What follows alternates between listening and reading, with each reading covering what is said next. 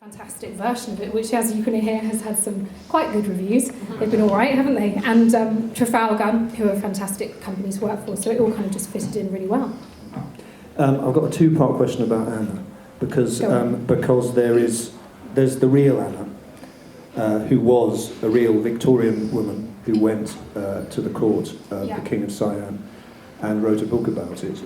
How much research into that Anna have you done in preparing to play the stage version of her? I think what's fantastic about this role is there's two Annas. There's the Anna that wrote the book that actually went to Siam, and then there's this character which she created for herself, which was basically her life, which she then sort of embodied. But she'd never been to Wales. She wasn't from Wales. They think that her mother was in service, potentially a housekeeper or something. They think she was possibly of Anglo-Asian origination, culturally. She was married to a sort of clerk. She wasn't married to an officer. She was, she came from sort of nothing and invented this character for herself and then pursued a career.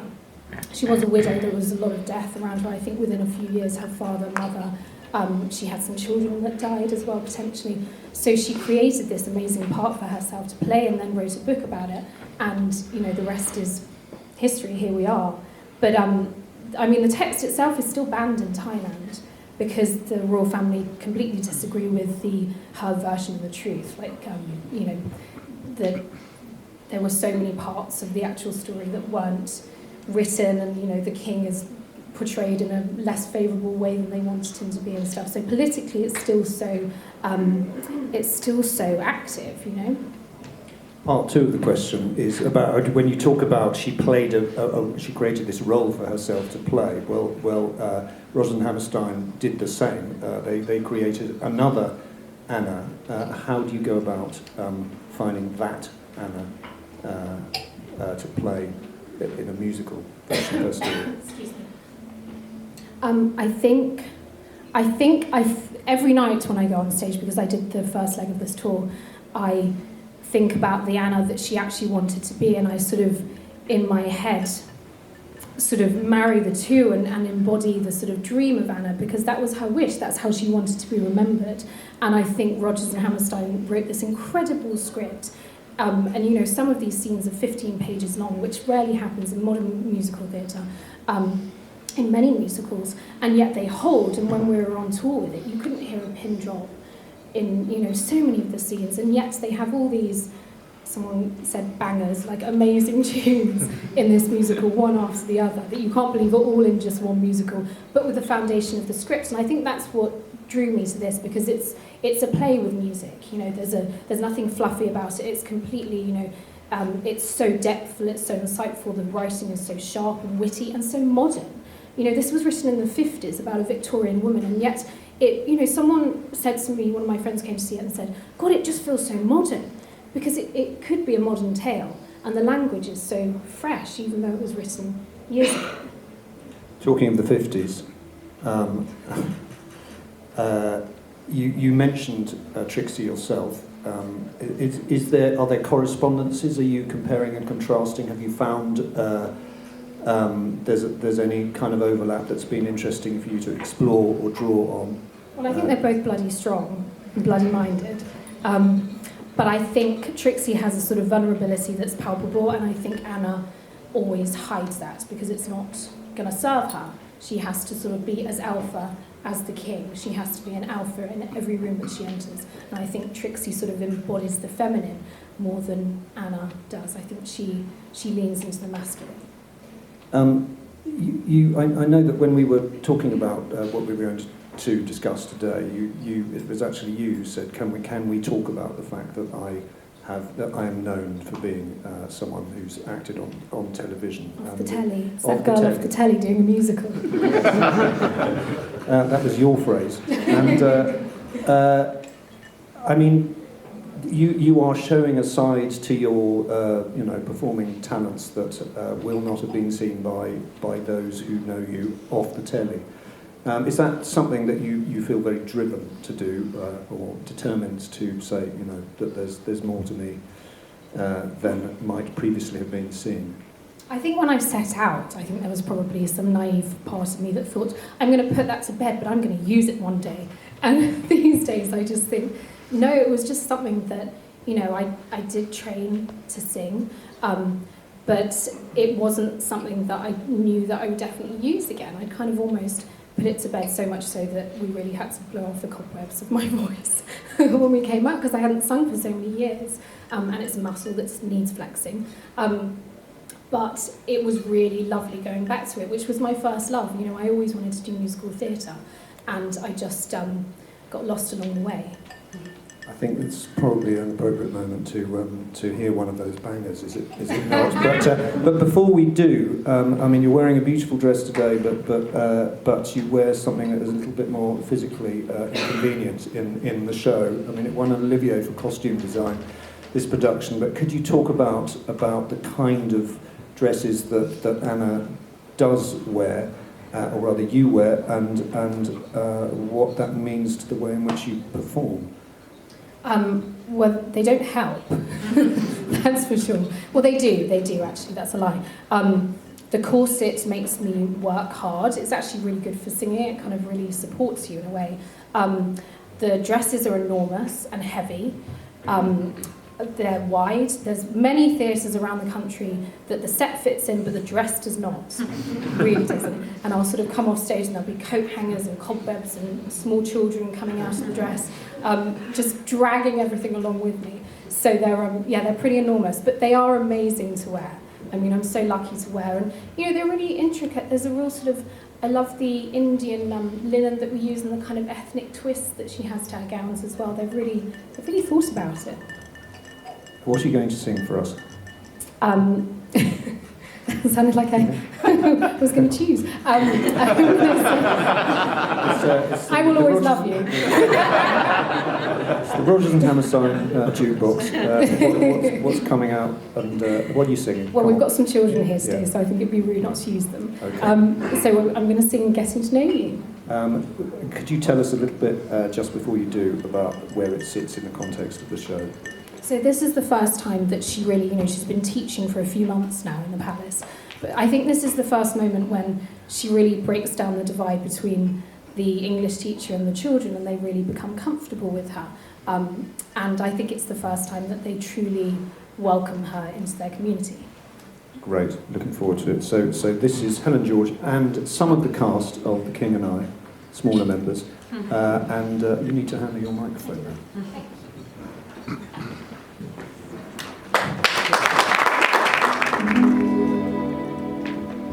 It's a very ancient saying, but a true and honest quote, that if you become a teacher, by your pupils you'll be taught.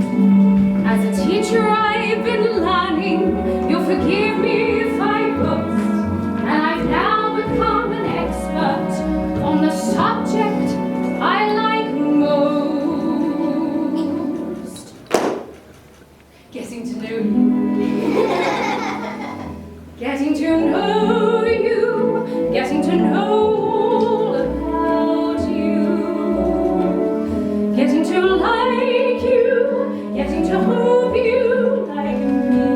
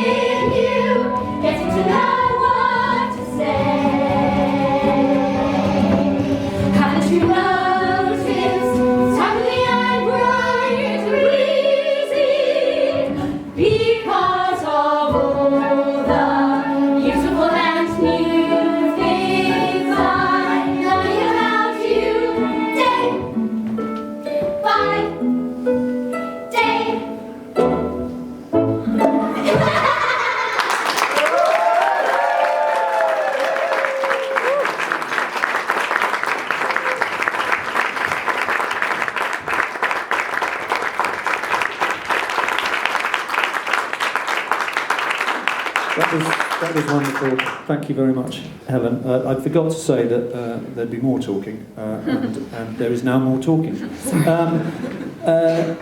Could you talk about your first contact with this musical as a child? Because you did see it when you were young, didn't you? Yeah.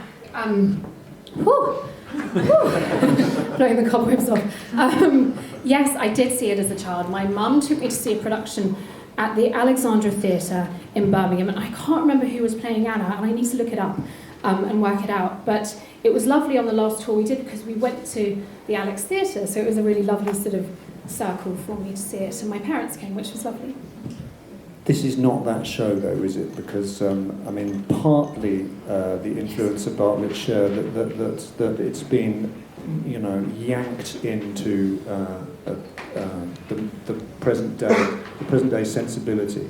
So could you talk about what he has brought to this production as a director, and indeed working on the book beforehand? Well, I think he's culturally appropriate. I think, first of all, it's mad to say, but past productions didn't have actual Thai language in. They had an approximation of what a Western ear would think Thai language would sound like, and the same with some of the dance and what Bartlett did. And also, there were very few Asian actors in past productions, which is just astounding. And I know, we've really come a long way, but it's just crazy to look back and see that. And that's been a really, really important, obviously, inherent part of the show. I think also Bart, he's so whip smart, and his eye is so clean, and he's really leaned out the production. He's got rid of the sort of casino, the Las Vegas King and I style that looks kind of tacky, and not to comment on past productions at all, but he made it minimal, but yet so sumptuous and luscious, with his staging and with the set is just so wonderful, but it's slim, but so full. It's all you need. What does this production have to say about today and to today? Gosh, that's a hard one. Well, I think firstly the education of women and children and women and daughters is a really strong current theme, which it tackles straight on, and I think the King is very progressive in that way. I think what's interesting is that a mirror being shown to a Western society. We have Western people funny, which is these wives really hitting us hard with what we've done in our past, and I think it's a necessary political stance, but what's so brilliant is it's summed up in a family show. It's a bit like Call The Midwife in that sense. It's very political, yet it's a wonderful show to watch at Christmas, and I think the adults will take in what they need to, and the children will enjoy the songs and the dresses. It's kind of the perfect combination. There is, when you said there were very few Asian actors in the original, I think there were 2 non-white performers in the original cast in the early 1950s. Could you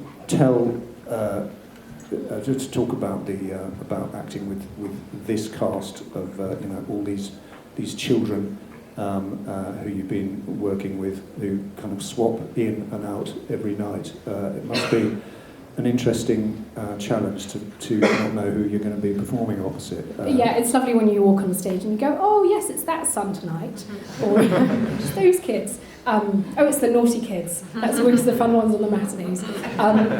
They're brilliant, and you can't, I was saying to you before, you can't predict what they're going to do. If they start yawning in the death scene, you just have to go with it.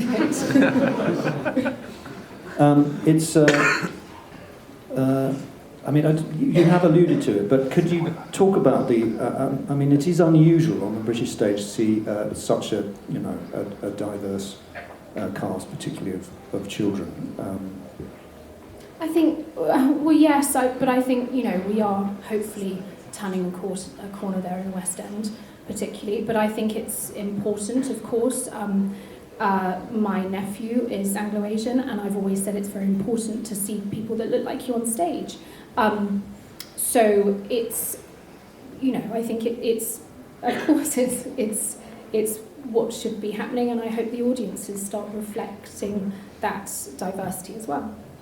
I mean, is it historically accurate for me to say it's unusual? Because obviously the Lion King's been with us for a long time. But you've been with this show for you toured it for 5 months. What did you learn by taking this show on about yourself as a performer, as much as about the show itself and the character? Well, I've done lots of plays, as I've said. I've done plays in corsets, but I've never done a musical that's this long in a corset. So I think stamina is the first thing that I learnt. And I remember lovely Howard, who runs Trafalgar, saying to me, you have to be like an Olympian athlete.